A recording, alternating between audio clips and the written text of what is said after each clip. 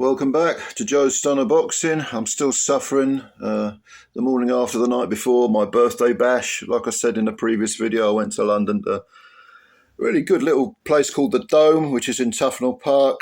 Went to a gig, loud as hell, my ears are ringing, but I'll get there. All right, let's talk Jack Catterall and Josh Taylor.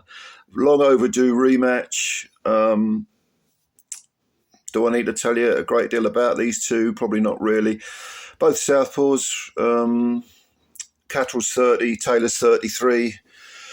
Catterall has never held a world title, but should have done because he quite clearly beat Taylor in the first fight. It was one of the most scandalous decisions of my lifetime. What can you say? You know, you can't get back things that have already happened, of course, but in terms of Taylor unifying the whole 140 division, he's 3 inches taller than Catterall. He's 5'10", and for many, many years, probably what, 3 years, 3 years, he's been saying, I can't make 140 anymore, and he keeps making it. And in fact, since the Catterall fight, the first one, which was over 2 years ago now, 2 years, was it February? 2 years, 3 months, he's had one fight, which he did lose. He lost to Teofimo Lopez, unanimous decision. And to be honest with you, still on the subject of weight, it looked to me like he was dead at the weight. After 4 rounds, he had very little left. And at 33, you put on weight naturally. Naturally, it becomes more difficult to take it off. And it looked. Yeah, I thought surely he won't fight at 140 again. He probably should have given up that final belt because he got stripped of 3 of his belts. And the Lopez fight was for the WBO title, the one that he had left. But if I was him, I'd have, and he is struggling as bad as he's previously indicated, I would have said, well, have the belt, I'm moving up to 147. There again, you see 147 a few years ago. Who was up there? Bud, Errol Spence, some real killers. There again at 140 nowadays, you've got Subriel Mateus. Lopez is still in the mix, of course. You've got. Are we going to say Ryan Garcia is still at 140? But then with all his woes, who knows when he'll fight again? But to be honest with you, I have a theory about. It's not a particularly unusual theory. I think other people have suggested it as well about Josh Taylor, and that is that once he reached the top of Mount Everest, the 4 belts,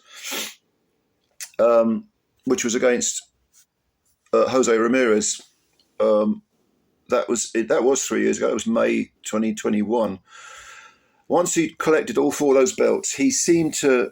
I've reached the top of the mountain. I've been to the top of Everest. I've had a good look round. It's time for me to descend, and the spark seemed to go out a bit, quite a lot actually, because since Ramirez. He's only the Catterall fight was the next one, and then the Lopez fight was the one after that. So he's only had in the last 3 years, he's only had 2 fights. It doesn't indicate that his motivation is through the roof exactly. Having said that, Catterall, like I say, the small man at 5'7", which is not particularly tall, is it? It's not ultra short. It's not tall for a 140 pounder. He makes the weight fine. There's never been any issue with making the weight.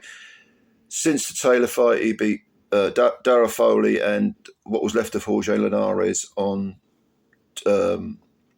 unanimous decisions. The Linares fight was for an Intercontinental belt, WBA, I think, and that was last year, wasn't it? Around about September, October time. Last third, maybe the last quarter of last year. And Linares retired after that. That was a 12-round decision, unanimous decision. Linares did win a few rounds. But Catterall, what surprised me so much about the first Taylor fight was not only that Taylor looked so bad, but that Catterall seemed to sort of fight out of character almost. Catterall has always been quite a conservative fighter. He can go forward when the mood takes him. Well, clearly he can. He did for periods of that Taylor fight he did, and he actually floored Taylor as well. Let's not forget that. But he seems to sort of put safety first. Not that he boxes, he doesn't run, but he seems to much prefer the back foot counter punching game. I say that, I think back to some of his fights. But to me, the one that kind of sums up Catterall best, this is probably a bit unkind, is the one he had with O'Hara Davis, who was a common opponent. Because, of course, Taylor was the first person to beat O'Hara Davies, and Catterall was the one who, he won a decision. Was it unanimous? I can't even remember what it was. I know it was a hell of a boring fight. I think it was a unanimous decision, but instantly forgettable fight. And it wasn't that wide. I know Davies thinks he won the fight. I gave up caring sort of halfway through it, to be honest with you. So it was a very dull, bad fight. But Davies, with that fight, you felt he could have done more. He could have done more. He could. But with Catterall, you felt he could have done more. He could have done more to stop Davies.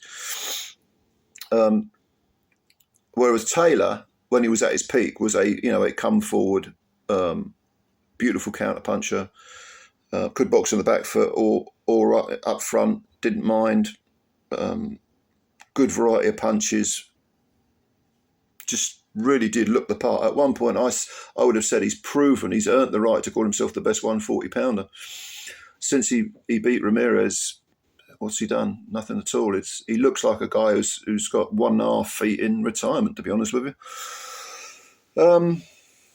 With regard to Catterall and the bad blood between the two fighters, I get the feeling that it's more serious with Catterall.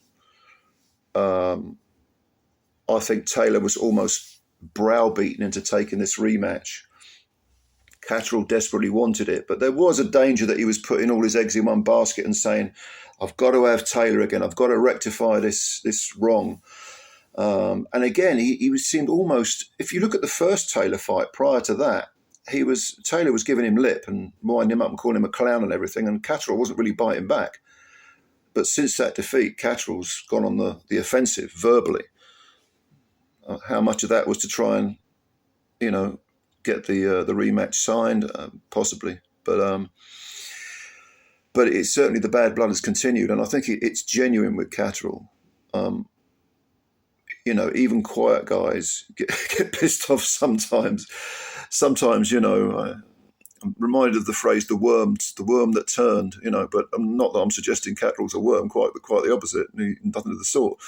But sometimes these guys, occasionally you see it, with quiet guys. Like when you're back at school, I remember a couple of kids who were very quiet, and the local bullies tried to pick on them, and they came off second best. I remember one guy. He was a quiet kid, actually. Actually, this is boxing related, because this was, how old was I? I was about 14, 15. And this guy he was a quiet guy. He was pleasant enough, say hello to you and chat to you.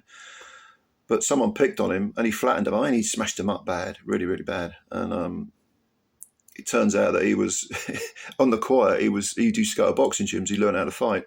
He never told anyone. So sometimes the quiet guys can be the dangerous ones.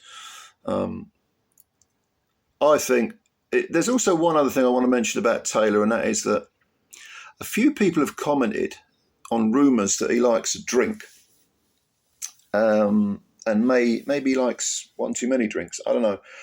I don't like to cast aspersions on rumours, because rumours are just rumours.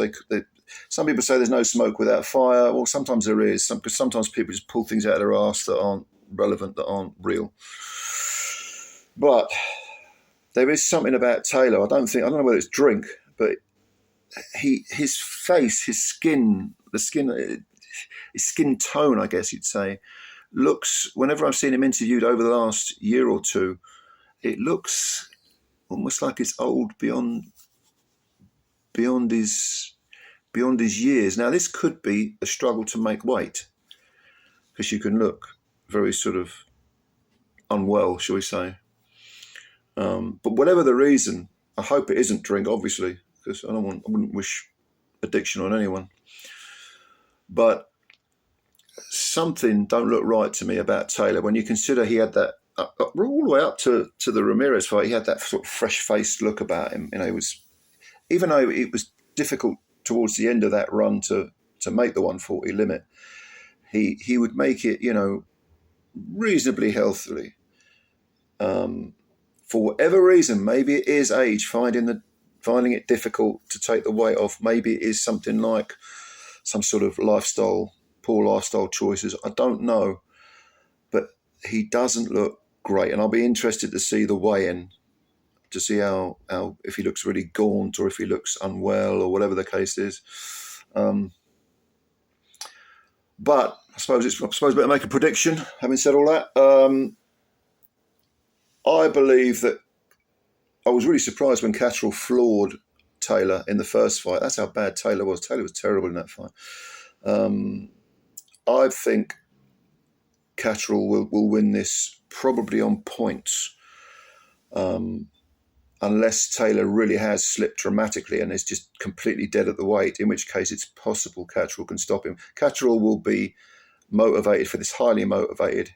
He'll give it 100%. Well, I suppose you could say they both will, perhaps, but Catterall will want this fight. He'll want, like I say, to rectify that wrong. And I see him, for periods of the fight, I see him dominating Taylor. Taylor might be okay for about 2-3 rounds, but I see Catterall taking over and then pretty much winning a 116, 112, maybe a 117, 111. Yeah, that sort of area. I think he's too young, not just chronologically. I know he's 3 years younger, but he looks healthy. He's physically much younger, less miles on the clock. I think psychologically he'll be on a high from the first performance. He'll be motivated by bad blood, but so long as he controls his emotions, I think he can do the business. I think he throw out the first third of the fight where it might be competitive. The first quarter of the fight, I'd say the first 3 rounds, yeah, I see the majority of the rest of the rounds being won by Catterall. So I'm going for 116, 112, 117, 111 to Catterall. And Taylor, it wouldn't surprise me if after this fight he retired. It wouldn't surprise me at all, because I'm not convinced his heart's still in it. That there are challenges out there, but does he really want to do them? I don't know. Probably not. Anyway, leave your comments below if you've got any. Let me know what you think. Who do you think is going to win? And why do you think they're going to win? And how do you think they're going to win?